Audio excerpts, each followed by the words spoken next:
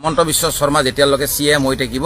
অসমত প্ৰলয়ৰ ওপৰত প্ৰলয় হ'ব আৰু এই প্ৰলয়ৰ প্ৰথম প্ৰমাণ মই কোৱা কথাটো স্পষ্টকৈ ফুটি উঠিছে যে আচলতে আপাৰ আসামত আজি এই যিটো প্ৰলয় এইটো বানপানী বুলি নকম এইটো প্ৰলয় বুলি কম কৈছে বানপানী হৈছে বানপানী নহয় ইয়াক প্ৰলয় বুলি কয় প্ৰলয়ৰ হিমন্ত বিশ্ব শৰ্মা মই তাক ভ্ৰষ্ট বামুণৰ নষ্ট চৰিত্ৰ বুলি এই কাৰণে কৈছিলোঁ কাৰণ যোনে প্ৰকৃতি ধ্বংস কৰি পেলাই পৃথিৱীৰ অসমৰ প্ৰতিটো বস্তু অনা অসমীয়াৰ হাতত গুজি দিলে আছিলোঁ যাৰ ফলত আজি অসমৰ অস্তিত্ব আজি শিৱসাগৰত বুজাই দিছে আজি প্ৰলয় বানে বা প্ৰলয়ৰ যিটো আহিছিলে আজি পানীয়ে যে আচলতে শ্ৰেষ্ঠ কেতিয়াও টকা হ'ব নোৱাৰে শ্ৰেষ্ঠ কেতিয়াও গাড়ী হ'ব নোৱাৰে শ্ৰেষ্ঠ কেতিয়াও ঘৰ হ'ব নোৱাৰে ঘৰ শ্ৰেষ্ঠ সদায় প্ৰকৃতি যেতিয়াই হাতীবোৰে জংঘল এৰি পেলাই আজি মানৱ প্ৰকৃতিৰ মাজত নামি আহিছিল মই তেতিয়াই চিন্তা কৰিছিলোঁ আৰু তেতিয়াই মই ভাবিছিলোঁ যে অসমত প্ৰলয় নামি আহিব কাৰণ আমি আমাৰ অস্তিত্ব যিটো আমি ধৰ্ম স্থাপন কৰিব লাগে সেই ধৰ্ম স্থাপনটো আমি কৰিব পৰা নাই সেইকাৰণে মই কৈছিলোঁ যে এই গভৰ্ণমেণ্টটো যদি আহে তেতিয়াহ'লে এই গভৰ্ণমেণ্ট থাকিলে যেতিয়ালৈকে থাকিব প্ৰলয়ত আজি আমাৰ ভেটিগ্ৰস্ত আজি 200খন গাঁৱৰ ওপৰত অসমীয়া গাঁও ভেটিগ্ৰস্ত হৈছে আজি পানী মানুহৰ ঘৰৰ ওপৰেৰে গৈছে আৰু লগতে আমাৰ যিমানবোৰ আজি জন্তু জানোৱাৰ যিমানবোৰ আছিলে কুকুৰ মেকুৰী আজি গৰু ছাগলী এইবোৰ বস্তু লাগাতকৈ বেছি মৰিছে ধ্বংস হৈছে ইয়াৰ অৰ্থ এটাই যে আচলতে আমি এই যিটো ধৰ্ম স্থাপন কৰিব আমি পাৰা নাই ধৰ্ম স্থাপন কৰিব লগা হ'লে এষাৰ কথা সদায় মনত ৰাখিব লাগিব কলিৰ যুগত সদায় স্বাৰ্থৰ ওপৰত নিস্বাৰ্থ হৈ পেলাই অসমৰ হকে মাত দিব লাগিব অসমীয়াৰ হকে মাত দিব লাগিব আৰু সেইকাৰণে মই তেতিয়া কৈছিলোঁ আৰু ইয়াৰ প্ৰমাণ আজি জ্বলন্ত আজি জল পাত হৈ পৰে যথেষ্ট বেছি দুখিত কাৰণ আমি হ'লো সমাজকৰ্মী আৰু আমি আমাৰ কৰ্ম কৰি যাম আৰু যথেষ্ট এই মানুহখিনিৰ মাজত মই বাৰে বাৰে প্ৰতিশ্ৰুতিবদ্ধ আজি 2 মাহ 1 মাহ 2 দিন 5 দিন যোনেই যি নকৰক মই কিন্তু বছৰ তেওঁলোকৰ লগত লাগি থাকিম আৰু এতিয়া যেতিয়া সময় আৰু আগুৱাই যাব মানুহৰ যেতিয়া জীৱন ধ্বংস হয় নহয় আজি ঘৰ ধ্বংস হৈ গ'ল প্ৰতিটো বস্তু ধ্বংস হৈ গ'ল সেই মানুহখিনি আজি 1 বছৰ 2 বছৰ 3টা বছৰত কিন্তু তেওঁলোকে নিজক সবল কৰিব নোৱাৰে গতিকে সেই মানুহখিনিৰ লগত সদায় থাকিম সদায় আছোঁ আৰু সদায় তেওঁলোকৰ কাৰণে কৰ্ম কৰি যাম এইটো আমাৰ নিস্বাৰ্থ এটা চৰিত্ৰ যি চৰিত্ৰত আমি কোনো স্বাৰ্থলোভী নহয় আৰু এই যে প্ৰলয়ৰ প্ৰথম আপাৰ আসামৰ প্ৰলয়ৰ প্ৰথম কাৰণটোৱে হ'ল কয়লাৰ খনিবোৰ খান্দি পাহাৰবোৰ খোকলা কৰি পেলাইছে ভিতৰত পাহাৰত একো নাই শিলবোৰ আজি ভাঙি শিল বিক্ৰী কৰি পেলাই মানুহে নিজৰ ঘৰ বনাইছে কয়লা আজি বিদেশত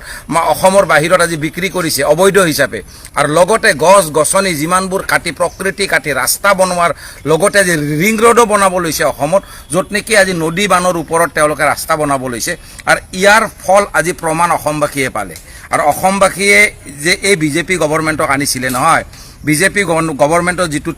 যিটো বাটান টিপাৰ ফলত আজি কি হ'ল ভাৰতবৰ্ষত 900 চৰকাৰী স্কুল বন্ধ হৈ গ'ল 400 টকা চিলিণ্ডাৰৰ দাম 1200 টকা হৈ গ'ল আৰু লগতে 20% এথনিল মিলাই পেলাই 105 টকাত মানে পেট্ৰল কিনিব লাগে যিখন গাড়ী চলাব লাগিলে ৰাস্তাত গাড়ীখন ৰখি যায় 164 ৰুপিজ পেট্ৰলৰ দাম হৈ গ'ল তো এই বস্তুবোৰ তেলৰ দাম মিঠাতেলৰ দাম আজি 70 ৰুপিজৰ পৰা 220 টকা হৈ গ'ল গতিকে এই বস্তুবোৰ কৰিব আমি এটা কথাই ক'ব লাগিব আজি যে এই প্ৰলয়ত যে গৰাখহনীয়া হৈছে আজি ইমানবোৰ অভাৰব্ৰিজ এটাই যেতিয়া মানুহে যেতিয়া নিজস্বতা এৰি পেলাই কলিৰ যুগত এষাৰ কথা থাকে ধৰ্ম স্থাপনৰ কাৰণে সদায় যেতিয়া আপুনি কথা পাতিব ধৰ্মৰ হকে তেতিয়া আপুনি অকলশৰীয়াকৈ মাত দিব লাগে এয়া উলিয়াই দিলে ওলাইছে এইফালে যদি আপোনালোকে চাই এটা মৃতদেহ ওলাই গ'ল ৰাইজে এনে কথাবিলাক কোৱা নাছিলে এই জাবৰ দমটোত এটা মৃতদেহ আপোনালোকে দেখিব আপুনি দেখুৱাই দিয়ক এটা মৃতদেহ আছে গতিকে প্ৰশাসনৰ ফালৰ পৰা যি ধৰণে আচলতে পৰিয়ালৰ নিখোজ হৈ থকা মানুহবিলাক অনুসন্ধান কৰিব লাগে যেনেকৈ বিচাৰিব লাগে ইয়াতে দেখিব তাতে এটা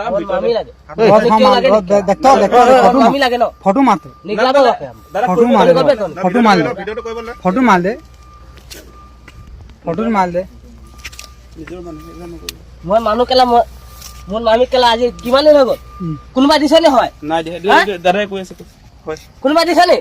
য'ত পানী ডুবিছে ঘৰ ভাঙিছে তাত কোনো বস্তু দিয়া নাই লোকৰ জেগাত বস্তু দিছে মই এটা হালা কৰিম কোনো কমিটি নেখো হা মোৰ মামী এটা পৰি আছে কোনে দিছে মোৰ মামী বস্তু পানী দিছে নি কেলা মই উলিয়াম তাক কোনে মই উলিয়াম মই মেহনত কেলে কৰি আছো এইটো মোৰ নিজৰ মামী হয় হয় নিজৰ ঘৰৰ মানুহ এইটো নিজৰ পৰিয়ালক হেৰুৱাই কেনেকে আছে হয় হয় ইমান দূৰত মই বিহুত আছিলো খবৰ পাই যোৱাৰ লগে লগে মই আহিছো হা কেলা তেওঁ আজি নিজৰ ঘৰ পৰিয়াল বুলি ইমান কষ্ট কৰি সেইটো মোৰ মা হয় মোৰ বাবা ক'ত গ'ল অ বা কৈ নাই ইয়াক উলিয়াব লাগিব নেপালী খুঁটিৰ ৰাইজে যি ধৰণে কৈ আছিলে যে তেওঁলোকৰ আত্মীয়ৰ আচলতে ডেড বডিবিলাক এই যি আপোনালোকে মোৰ পিছফালে দেখিছে এই যি জাবৰ দম আছে ইয়াত বাঁহ গছ আৰু বিভিন্ন গছ আপোনালোকে দেখিছে এই দমৰ মাজত তেওঁলোকৰ যি আত্মীয়ৰ ডেড বডি সেইবিলাক পৰি আছে বুলি কৈ আছিলে বহুতে দেখুৱাই দিছিলে ইয়াতে আছে বুলি ঠিক তেনেকৈ আজি আমি দেখিলোঁ ইয়ালৈ আহিছিলোঁ নেপালী খুঁটি তেওঁলোকৰ আত্মীয়ৰ কোনোবা এগৰাকীৰ ডেড বডি এইমাত্ৰ মই প্ৰত্যক্ষ কৰিছোঁ ভৰিৰ ডোখৰ দেখিছোঁ আৰু বাকী যিখিনি আছে এইখিনি আচলতে মোকলাই দিলে যদি এই জাবৰখিনি আঁতৰাই দিয়া হয় তেতিয়া গোটেই আচলতে ডেড বডিটো চবেই চাব পাৰিব এই মুহূৰ্তত সেই তাতে ডেড বডিটো ওলাইছে সেইটো আপোনালোকে দেখিছে সেই প্লাইবোৰ্ডখনৰ তলত জাবৰ দমৰ মাজত সেই ডেড বডিটো পৰি আছে এতিয়া আপোনালোকে দেখিব আমি যিটো কথা আগৰে পৰা কৈ আছিলোঁ যে আৰু আচলতে এই যিটো প্ৰলয়ংকাৰী বান আহিছিলে সেই বানত যিবিলাক ইতিমধ্যে আচলতে সন্ধানহীন হৈ আছে তাৰ ডেড বডি কিছুমান এনেকুৱাকৈ জাবৰ দমত সোমাই আছে বুলি ইয়াৰ ৰাইজে যেনেকৈ কৈ আছিলে আমি কথাটো উপলব্ধি কৰিব পাৰিছিলোঁ নিশ্চিতভাৱে ইয়াৰ ডেড বডি ওলাব আমি আশংকা কৰি আছিলোঁ তেনেকৈ আজি আপোনাৰ নেপালী খুঁটিৰ এই অঞ্চলটো এই যি আপোনাৰ জাবৰ দম পৰি আছে এই জাবৰ দমটোত আপোনাৰ ডেড বডি এটা পৰি আছে কোনোবা আত্মীয় মানুহৰ ডেড বডি এটা এই জাবৰ দমটোত পৰি আছে আৰু আমি প্ৰশাসনক কৈ আছিলোঁ যে আজি প্ৰায় 13 দিন হৈ গ'ল এই 13টা দিনত তেওঁলোকে এই অঞ্চলটোত ক'ৰবাত এনেকৈ মৰাশ পৰি থাকিব পাৰে নেকি সেই কথাটোক লৈ তেওঁলোকৰ ফালৰ পৰা যিটো উদ্ধাৰ অভিযান হ'ব লাগে তেওঁলোকৰ ফালৰ পৰা যি ধৰণে আচলতে বিচাৰ খোচাৰ হ'ব লাগে সেইবিলাক আমি দেখিবলৈ নাপালোঁ গতিকে ৰাইজে কৈ থকাৰ পাছতো তেওঁলোকে কিয় আচলতে অনুসন্ধান কৰা নাই সেই কথাটো আমি বুজি পোৱা নাই ৰাইজে বাৰম্বাৰ কৈ আছিলে যে এই আমাৰ যিসকল ইয়াত ভুক্তভোগী পৰিয়াল যিবিলাকৰ জীৱন শেষ হৈ গৈছে আৰু আমাৰ এই পানিকা দা আপোনালোকে জানে তেখেতক পানিকা দাৰ নিজৰ পত্নী আৰু তেওঁৰ ছোৱালী দেৱিকা পানিকা আজিৰ দিনটোতো সন্ধানহীন হৈ আছে গতিকে এই মুহূৰ্তত সেই দুগৰাকী ব্যক্তিৰ যি আচলতে মৃত্যু হোৱাৰ পাছতো এতিয়ালৈকে যি ধৰণে আচলতে প্ৰশাসনৰ পাছত বাকী এগৰাকী যে এতিয়া সন্ধানহীন হৈ আছে বিচাৰি পোৱা নাই সেইগৰাকীকো আচলতে বিচাৰি চৰকাৰৰ ফালৰ পৰা কোনো ধৰণৰ সহযোগিতা আমি দেখিবলৈ পোৱা নাই চৰকাৰে বিচৰা খুচৰা কামটো কিয় নকৰে এতিয়া যিবিলাকে নিজৰ আত্মীয়ৰ জীৱন হেৰুৱালে তেওঁলোকে নিজে এতিয়া বিচাৰি আহিবলগীয়া হৈছে কেনেকুৱা দুখৰ আচলতে কথা কওক আপোনালোকে ক'ব পাৰিব তেওঁৰ এই দাদা ভনী আছিলে মোৰ ভনী আছিলে ভনীৰ ভাগত দুজনী ছোৱালী আছিলে ছাৰ এটা 5 বছৰীয়া এটা 8-9 বছৰ আছিলে সেই ডাঙৰজনীক বচাব পাৰিলে সজনীক বচাব নোৱাৰিলে মাক কোচত লৈ উতলি গুচি গ'ল এইটোৱে লিখ হয় ছাৰ এইডোখৰত পাইছোঁ এইটো বান্ধুবা এইডোখৰত লৈ গৈছে কিন্তু এতিয়াও আছে মোক জমাই মোৰ ভাগিন এতিয়াও ইয়াৰে থিয় মই বুজি পাই আছে কিন্তু সৰু ল'ৰাজনী বচালে কিন্তু মোৰ ভনীটোক বচাব নোৱাৰিলে তেওঁ আছিলে বেজাৰে কাম কৰিছিলে কোনে জানে এইটো হ'ব বুলি হৈ থাকে পানী নোহোৱা নহয় পানী হয় কিন্তু এনেকুৱা পানী নহয় কেতিয়াও নহয় এনেকুৱা পানী হৈ থাকে কিন্তু এনেকুৱা এইটো চোৱাৰ কোনো ভবা নাযায় যে এইটো হ'ব বুলি তাই আমাৰ ভনী জমা আনিব গৈছিলে মানে বগানত কাম কৰিছিলে আমাৰ কিছুমান লীলৰ হাতীমূৰীয়া বগানত কাম কৰিছিলে শনিবাৰ মানে কাম কৰি দেওবাৰ পে'মেণ্ট হয় ভনীক আমাৰ বাইক কৰিলে তই ঘৰলৈ যা বোলে ইমান যদি নৈ বাৰী আছে এই নামচাইত এতিয়া ভৰ্তি হ'বলৈ গৈছে তই যা বোলে সৰু ল'ৰাকেইটা বচাবি বুলি কয় সৰু ল'ৰাকেইটা বচাবলৈ তেওঁ গুচি আহিলে কিন্তু তেওঁ বচা নাই আমাক এবাৰ চকুত দি থৈ আহিছে আৰু যা চাই লো আজি তাৰ মানুহজনক কৈছে মোক আজিয়ে চাই লো বুলি কৈছে মানে এনেকৈ আৰু ডেড বডি ওলাব পাৰে নেকি পাহাৰ এই যিবিলাক আছে ছাৰ এইটোৱে আছে আৰু মোৰ ভাগিনটোক পোৱা নাই এই ভাগিনটো এতিয়া ক'ত আছে কি নাই চৰকাৰে সেইবিলাক আচলতে চাফ চিকুণ কৰি ডেড বডি আছে নেকি বিচৰা কামটো আৰম্ভ কৰিছে নাই কৰা আমাৰ পাব্লিক যিমান আপোনালোকৰ পাব্লিক আহিছে আমি গংগীদৰা নিবাসী হয় আমাৰ বিহুবৰ গংগীদৰা পৰে সেইডোখৰত আমাৰো পানী গোটেই বুৰি গৈছে আমাৰ 105 ঘৰ মানুহৰ ভিতৰত অকল 8 ঘৰ মানুহ বাচিছে গোটেই ৰাইজে 8 ঘৰত আমি বাস কৰিছো আজিলৈকে আমাক একো মানে না ৰেস্কিউ টিম আছে না কিবা সাহায্য আছে না কোনোবা গৈ পেলাই আমাক কি হৈছে কি নহৈছে না মিডিয়া গৈছে আমাক কোনো হুটপুচ নাই আমি খাবলৈ কাৰণে ৰাস্তালৈ ওলাই যেতিয়া আমি হুলস্থুল কৰো তেতিয়া গাড়ী এখন দুখন সোমাই তেতিয়া আমাৰ গাঁৱৰ মানুহখিনি খাদ্য পাই হৈছে এতিয়া মানে ৰাস্তাত যিটো পৰিৱেশ হৈ আছে যিখিনি বেছিকে কষ্টত আছে দুখত আছে সেইখিনি মানে এতিয়ালৈকে কোনো হেৰি হোৱা নাই গম পাইছেনে এতিয়া আমাৰ গাঁৱত ইমান মানুহ আছে চবেই দুখীয়া মানুহ চবে দিন হাজিৰা কৰি খোৱা মানুহ কিন্তু আজিলৈকে মিডিয়া এখন যোৱা নাই বা কোনো টিম এটা গৈ পেলাই আমাৰ কি হৈছে গাঁওখনত মানুহ আছে নে মৰিছে নে বাচিছে কোনো মানে হুটপুচ নাই আপোনালোকৰ গাঁওখনৰ নাম আমাৰ গাঁওখনৰ নাম বিহুবৰ গংগীদৰা হয় গংগীদৰা হয় ঠিক আছে চাওক এনেকৈ আচলতে এতিয়াও বহুত ভুক্তভোগী পৰিয়াল এনেকৈ অনুসন্ধানহীন হৈ আছে আৰু তাৰ সমান্তৰালভাৱে বহুত ৰাইজে কৈ আছে যে তেওঁলোকে প্ৰয়োজনীয় সাহায্যও পোৱা নাই। তেওঁলোকৰ যিটো অঞ্চল এই মুহূৰ্তত বাইদেউগৰাকীয়ে যি ক'লে যে তেওঁলোকৰ সেই অঞ্চললৈ আজিলৈকে আচলতে চৰকাৰী সাহায্যও যোৱা নাই বা পাব্লিক যি আচলতে সাহায্য দিয়া যিবিলাক বিভিন্ন অনুষ্ঠান প্ৰতিষ্ঠান বা ৰাইজে যি ধৰণে দি আছে তেওঁলোকৰ গাঁৱত যেনেকুৱাকৈ পাব লাগে পোৱা নাই সেই কথা কৈছে, জনাইছে আমাক। আৰু তাৰ সমান্তৰালভাৱে মই এটা কথা কৈ আছিলোঁ যে চৰকাৰৰ যিটো দায়িত্ব থাকিব লাগে, চৰকাৰ এখনৰ দায়িত্ব থাকিব লাগে নে নাই? ৰাইজে যেতিয়া কৈ আছে যে মোৰ পৰিয়ালৰ মোৰ সন্তান নোহোৱা হৈছে, সেই সন্তানক বিচাৰিবৰ কাৰণে তেওঁৰ ধৰক যি ধৰণে সহযোগিতা লাগে সেই সহযোগিতাটো চৰকাৰে কিয় দিয়া নাই? সেই প্ৰশ্নবিলাক আমাৰ আছে। এতিয়া ডেড বডিটো কোনে এতিয়া চাব? ইয়াৰ দায়িত্ব কোনে ল'ব? এই যে ইয়াত যে আপোনাৰ ডেড বডি এটা ওলাইছে এতিয়া, সেই ডেড বডিটো উদ্ধাৰ কোনে কৰিব? আমিতো বাহিৰৰ পৰা আমিতো এইটো উদ্ধাৰ কৰিব নোৱাৰোঁ। ডেফিনেটলি সেইটো চৰকাৰীভাৱে কৰিব লাগিব। চৰকাৰেহে চিনাক্ত কৰিব লাগিব, ইয়াৰ পৰিয়ালক আগত ৰাখি তেওঁলোকে এইটো উদ্ধাৰ কৰিব লাগিব। তাৰ পাছতহে ইয়াৰ ৰাইজে এইটো কাৰ মৃতদেহ সেইটো চিনাক্ত কৰিব পাৰিব। সেই কামটো এতিয়া চৰকাৰে নকৰে। আপোনালোকে চাওক যে এই অঞ্চলত এতিয়া ৰাইজে আপোনালোকক কৈ আছে যে এইবিলাক যে আপোনাৰ ইয়াত জাবৰ দমবিলাক যে হৈ আছে, এই জাবৰৰ দমৰ মাজত তেওঁলোকৰ কোনোবা আত্মীয়ৰ মৃতদেহ উদ্ধাৰ হ'ব পাৰে, সেই কথাটো ইয়াৰ স্থানীয় লোকে কৈ আছে। আৰু সেই কথাটো টিভিত প্ৰচাৰ হৈছে, কিন্তু আপোনাৰ চৰকাৰীভাৱে ৰাইজে আপত্তি কৰাৰ পাছতো এই জাবৰ দমবিলাকত এই যে মৃতদেহবিলাক উদ্ধাৰৰ কাৰণে এই জাবৰ দমবিলাক তেওঁলোকে পৰিষ্কাৰ কৰা নাই। আজি নিজে ৰাইজে ইয়াত আহি নিজে বিচাৰি আহোঁতে এই ডেড বডিটো ওলাইছে। আজি এই ডেড বডিটো এইমাত্ৰ ওলাইছে, আমি নিজে দেখি আহিছোঁ। এতিয়া তেওঁ কৈছে যে তেওঁলোকৰ আত্মীয় কোনোবা এগৰাকী মৃতদেহ হ'ব পাৰে। মোৰ ভনী আহিছে দীপালী পানিকা, তেওঁ আহিছে এই দেৱীৰাম পানিকা, আমাৰ চুৰি, আমি মোহন চুৰি, মোৰ বইন আছিলে এই দীপালী চুৰি, কিন্তু আহিছে এই দেৱীৰাম পানিকাৰ লগত আহিছে এতিয়া দীপালী চুৰি পানিকা। এতিয়া দেৱিকা পানিকাৰ মৃতদেহটো পোৱা নাই পোৱা মানে চৰকাৰে কোনো ৰাইজে আহিছে নাই, এতিয়া কোনো ৰাইজে দি থৈ গৈছে আৰু নিদিয়া নহয়, এইটো মিছা কথা নকওঁ। মানে দেৱীৰাম পানিকা দাদাৰ আচলতে তেওঁৰ পত্নী হেৰুৱাইছে এই বানপানীয়ে। ইতিমধ্যে তেওঁৰ একেবাৰে নিজৰ ধৰ্মপত্নীক ইতিমধ্যে এই বানপানীয়ে জীৱন কাঢ়ি লৈ গ'ল। তাৰ পাছত এতিয়া দেৱিকা পানিকা তেওঁৰ এগৰাকী আচলতে সেই জীৰ এতিয়ালৈকে অনুসন্ধান ওলোৱা নাই। তেওঁ নিজে গোটেই শিৱসাগৰ জিলাৰ বান বিধ্বস্ত অঞ্চলবিলাকত এইকেইদিন বিচাৰি আছে, কিন্তু বিচাৰি পোৱা নাই। আৰু এই বিচাৰি থকা সময়ছোৱাতে আজি ইয়াতে মৃতদেহটো ওলাইছে। সেই মৃতদেহ সেই দেৱিকা পানিকা নামৰ কণমানি ছোৱালীজনীৰ হয় নে নহয় সেইটো স্পষ্ট নহয়। এতিয়ালৈকে সেইটো উলিয়ালেহে কথাটো গম পোৱা যাব। এইটো ঘৰ আছিল এই বেটি উলিয়াইছে, এইটো চব তাতে আছিলে, চব পৰিয়ালটোৱে তাতে আছিলে, তাৰ পৰা উভতি এইফালে দিছে। আৰু এই লোকসকল হৈছে প্ৰত্যক্ষদৰ্শী। এই দাদা যে কৈ আছে কথাটো, তেওঁ নিজৰ পৰিয়ালৰ মানুহখিনি চিনি পাই এইফালে উটুৱাই লৈ যোৱা তেওঁ নিজে দেখিছে। তেওঁ ৰাস্তাত এইফালে উটুৱাই লৈ যোৱাৰ কথাটো কৈছে। সেই উটুৱাই যে লৈ গৈছে ঠিক তেনেকে আপোনাৰ এই জাবৰ দমটো আপোনালোকে দেখিছে। এই জাবৰ দমটোত এই মৃতদেহ এটা আছে। সেই জাবৰ দমটো আপোনালোকে দেখিছে, তাতে এটা মৃতদেহ উদ্ধাৰ হৈছে। এই মুহূৰ্তত এই মৃতদেহটো আছে,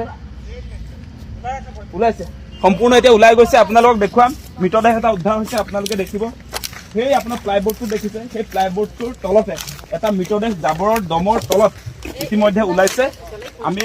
আপোনালোকক কৈ আছিলোঁ সেই কথা, আপোনালোকক কৈ আছিলোঁ যে ইয়াত বহুত মানুহৰ মৃতদেহ উদ্ধাৰ হ'ব পাৰে।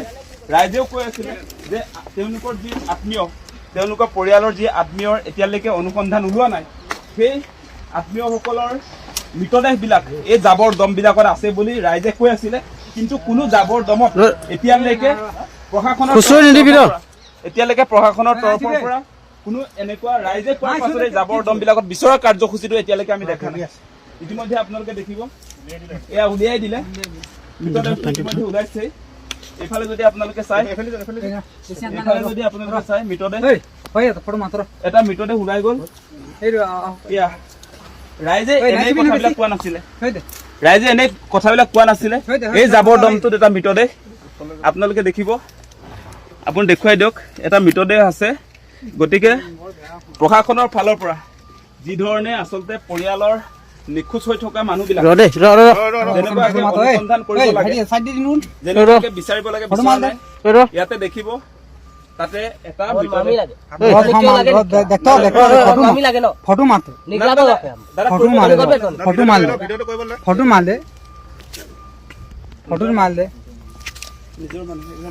মই মানুহ কেলা মোৰ মামী কেলা আজি কিমান দিন হৈ গ'ল? কোনোবা দিছে নে? হয় নাই দাদাই কৈ আছে, কোনোবা দিছে নে? নাই দিয়া। য'ত পানী ডুবিছে, ঘৰ ভাঙিছে, তাত কোনো বস্তু দিয়া নাই, লোকৰ জেগাত বস্তু দিছে। মই এতিয়া হালা কৰিম, কোনো কমি কিনে একো। হা, মোৰ মামী এটা পৰি আছে, কোনে দিছে মোৰ মামী বস্তু পান দিছে নি কেলা মই উলিয়াম তাক কোনে মই উলিয়াম মই মেহনত কেলে কৰি আছো এইটো মোৰ নিজৰ মামী হয় নিজৰ পৰিয়ালৰ অভিজ্ঞতা হয় নিজৰ ঘৰৰ মানুহ এইটো আজি পাই নিজৰ পৰিয়ালক হেৰুৱাই কেনেকে আছে হয় হয় ইমান দূৰত মই বিপদত আছিলো খবৰ পাই যোৱাৰ লগে লগে মই আহিছো হা কেলা তেওঁ আজি নিজৰ ঘৰ পৰিয়াল বুলি হয়। ইমান কষ্ট কৰি সেইটো মোৰ মা হয় মোৰ বাবা ক'ত গ'ল বা কৈ নাই ইয়াক উলিয়াব লাগিব নোলালেকে যে ইয়াক যদি মাটি নিদিব সেই ঘৰৰ ভেটিত মাটি দিব লাগিব সেই ঘৰ ভেটিটোত তাত মাটি দিব লাগিব মোৰ মামী হয় নিজৰ তাত মাটি দিব লাগিব কেলা যোনে নিদিব নাই তাক পিটিম কেলা মই উঠাই লৰা এতিয়া পিটিম মই ইয়াক উলিয়া তাক পুত মাতি উলিয়াব লাগিব প্ৰথম উলিয়াব লাগিব বাকীখিনি এইটো কিমান দিন আমি টপি আছো আজি কেইদিন শনিবাৰে পানী বাঢ়িছে শনিবাৰে পানী বাঢ়িছে শনিবাৰে আজি কিমান হৈ গ'ল 2 সপ্তাহ হৈ গৈছে হা এইটো আধা এইফালে ওলাই আছে এইটো আধাটো এইটো পিনে ওলাইছে আধাটো এইটো কঁকালটো হয় কমলাকান্ত ভট্টাচাৰ্যই লিখিছিল যে ঠিক অসমীয়া মানুহ নহয় অসম শ্মশান নোহে কোনে কয় এতিয়া আমি যদি ভাবি লওঁ যে কমলাকান্ত ভট্টাচাৰ্যই বিচাৰিছিল নেকি যে অসমখন শ্মশান হৈ যাওক বিচৰা নাছিল তেওঁ অসমীয়া মানুহক সকীয়াই দিছিল যে অসমীয়া মানুহে যদি মানুহৰ দৰে কাম নকৰে তেতিয়াহ'লে অসম শ্মশান হৈ যাব একেদৰে জুবিন গাৰ্গে লিখিছিল সোণেৰে সজোৱা পজা জহি খহি যায় জুবিন গাৰ্গে বিচৰা নাছিল যে সোণেৰে সজোৱা পজাটো নাইকিয়া হৈ যাওক বিচাৰিছিল যে মানুহে সেই আহ্বান শুনক মানুহে কাম কৰক আৰু বিগত কেইটামান দিনত এই দুয়োগৰাকী ব্যক্তিৰ যিটো আশাবাদ আছিল সেই আশাবাদটোক মানুহে কামলৈ পৰিৱৰ্তন কৰিছে আপুনি যদি ইয়াৰ পৰা গুৱাহাটীৰ পৰা শিৱসাগৰ অভিমুখে যায় গাড়ীৰে গৈ থাকে গাড়ীৰ গ্লাছখন নমাই কাষত যোৱা গাড়ীখনক যদি কেৱল এটা মাত্ৰ চিঞৰ দিয়ে জয় জুবিন দা বুলি সেই গাড়ীখনৰ পৰাও একেটা চিঞৰ আহে এইটো এটা সাংঘাতিক ধৰণৰ কাৰবাৰ অসমত হৈ আছে যিটো কথা আমি বুজি পাব লাগিব ট্ৰাকে ট্ৰাকে মানুহ আহিছে মানুহবোৰে চিন নাপায় কোনজন কি ধৰ্ম জাতি কি এইবিলাক একো নাজানে জয় জুবিন দা বুলি চিঞৰি দিয়ক সিপাৰৰ পৰা চিঞৰ এটা আহে এই গোটেই সমন্বয়টো দেখি এছাম এনেকুৱা মানুহ যিসকল এচি ৰুমত বহে ঘৰত টিভিটো অন কৰি লৈছে এচিটো অকমান কমাই লৈছে পৰ্দাখন ঢাকি লৈছে হাতত চানাচুৰ লৈ তেওঁলোকে যেতিয়া দেখিছে যে এই ধৰণৰ কাৰবাৰ হৈছে লগে লগে আজমলক টানি অনা হৈছে আজমলে কিয় দিব পইচা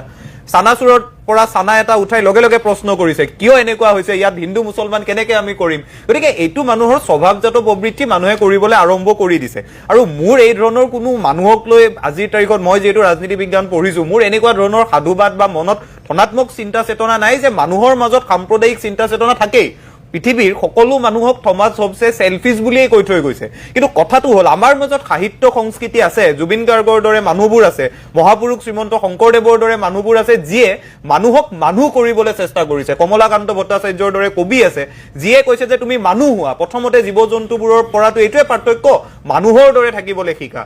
এই কথাবোৰ মানুহে যেতিয়া বুজিবলৈ চেষ্টা কৰে তেতিয়াই এই নেৰেটিভ গুঠা মানুহবোৰ যিয়ে চানাচুৰ খাই ঘৰত বহি আছে তেওঁলোকে ক'বলৈ আৰম্ভ কৰে মোৰ প্ৰথম কথাটো হৈছে এই আটাইবোৰ কাম আজমলে টকা দিছে নাই কোন হিন্দু সংগঠনে কাম কৰিছে নাই হিন্দু মুছলমান কৰিম নে নাই এই আটাইবোৰ কথা কৈ যিটো মূল বিষয় আজি যিটো সংকট হৈছে মোৰ সকলো মানুহলৈ সমৰ্থন সহমৰ্মিতা থকাৰ পাছতো মই আজি কিন্তু কম এই সংকটটো এটা মানৱ সৃষ্ট সংকট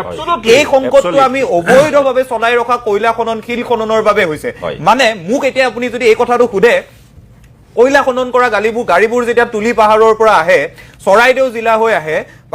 নাগালেণ্ডৰ পাহাৰ তিৰু পাহাৰৰ পৰা যেতিয়া কয়লা খন্দা গাড়ীবোৰ আহে গাড়ীবোৰটো আমি খানাপাৰাত ৰখাই এনেকুৱা কাম এটা নকৰো যে খানাপাৰা ৰাজহুৱা খেলপথাৰত অসমৰ সব ল'ৰা ছোৱালীক মাতি আনিছো এনেকৈ আমি যেতিয়া এটা নিযুক্তি পত্ৰ দিও নহয় চাকৰি তেনেকেতো কয়লা সিন্ডিকেটৰ টকাবোৰ আমি বিলোৱা নাছিলো নে বিলাইছিলো বিলোৱা নাই শিল খলনৰ পইচাবোৰ আমি খানাপাৰা খেলপথাৰত ৰৈ মুখ্যমন্ত্ৰীয়েটো বোলে আমাৰ এই মাহত কয়লা সিন্ডিকেট কৰি এইখিনি টকা আহিল আমাৰ ওপৰৰ মাৰ সৰু মাল সবে মিলি আমি ইমান টকা ঘটিলো এইখিনি আমি আজি বিলাই দিও এই কামটোতো আমি কৰা নাই গতিকে এতিয়া বিপদ যেতিয়া হৈছে মানুহে সহায় কৰিছে সমান্তৰালভাৱে কয়লা সিন্ডিকেটবোৰ কৰি শিল সিন্ডিকেট চলাই বালি সিন্ডিকেট চলাই তুলি পাহাৰখন শেষ কৰি পেলাই এই তিৰো পাহাৰ শেষ কৰি পেলাই এই যিটো মানৱ সৃষ্ট সংকট হৈছে ইয়াৰ একাউণ্টেবিলিটিও কিন্তু নতুন প্ৰজন্মই বিচাৰি আছে মানে হিন্দু মুছলমান কৰিব লগা এইবাবেই হৈছে এই প্ৰশ্নবোৰৰ উত্তৰ নাই প্ৰথম যিটো মই কবিতাৰ কথা কৈছিলো কমলাকান্ত ভট্টাচাৰ্যৰ ঠিক অসমীয়া মানুহ নহয় অসম শ্মশান নহয় কোনে কয় সেই শ্মশানৰ এতিয়া অসমীয়াবোৰ মানুহ হৈ গৈছে ৰাজনীতিকসকল চণ্ডাল হৈ আছে চণ্ডাল হৈ আছে। এতিয়া মই আপোনাক একদম আজি এটা বাক্য খোলাকে কৈ যাওঁ, এইকেইদিন এই কথাটো কোৱাৰ কাৰণে ৰাজনীতিকবোৰে বেয়াও পাব পাৰে, তেওঁলোক এতিয়া চণ্ডাল। কিন্তু এই যে 12-13 লাখ টকাৰ ঘড়ী পিন্ধি 4-5 লাখ টকাৰ টি চাৰ্ট পিন্ধি তেওঁলোকে সাহায্য দিবলৈ গৈছে, মোৰ হাতত এনেকুৱা বহু, আপোনালোকে নিজে বিচাৰি লওক, ইনষ্টাগ্ৰামত এনেকুৱা বহু ল'ৰা ছোৱালী আছে যিবোৰ কোনো বিধানসভাৰ MLA হ'বলৈ কাম কৰি থকা নাই, কোনো ৰাজনৈতিক দলৰ লগতো নাই, অংকু মানে বেয়া পাব নালাগে, কোনো ৰাজনৈতিক দলৰ লগত নাই, কোনো সংগঠনৰ লগত নাই, বানপানী হৈছে বুলি নিজে টকা পইচা উঠাই গৈ তাত বোকা গছকি আছে, হাজাৰ হাজাৰ ল'ৰা ছোৱালী। গতিকে চণ্ডাল কোন? চণ্ডাল হলে 12 লাখ টকা হৰি পিন্ধি যোৱা মানুহকেইটা, এতিয়াও যিসকলে হিন্দু মুছলিম কৰে, এতিয়াও যিসকলে ৰাজনৈতিক কথা বতৰা কৈ বিষয়টোৰ মূল কথাবোৰ নেপাতে, চিণ্ডিকেটৰ কথা কলে আঁতৰি আহে, এই চণ্ডাল কেইজনক কিন্তু, চণ্ডালবোৰক নতুন ল'ৰা ছোৱালীয়ে কিন্তু কথাবোৰ কব। নিৰ্বাচনী অংকবোৰতো গণতন্ত্ৰত থাকিবই। আপুনি ভাবে নেকি ইন্দিৰা গান্ধীয়ে যেতিয়া 1971 ইলেকশ্যন জিকিছে, সেই ইন্দিৰা গান্ধীয়ে 1980 বিধান বিৰোধী হৈছে? অসমত প্ৰফুল্ল মহন্তৰ সদায় মই মানুহজনৰ সুস্বাস্থ্য কামনা কৰিয়ে কৈছো, ভাল হওক মানুহজন, তেওঁৰ অৱস্থাটোৱে আমি সকলোৱে দেখিছো। গতিকে ৰাজনৈতিক কথাবোৰে শেষ হ'ব নোৱাৰে, এই যিবোৰ সাধাৰণ মানুহৰ কথা, ইমোচন, আবেগ, অনুভূতি, এইবোৰ কথাও কিন্তু গুৰুত্ব আছে আৰু গুৰুত্ব সময়ে প্ৰমাণ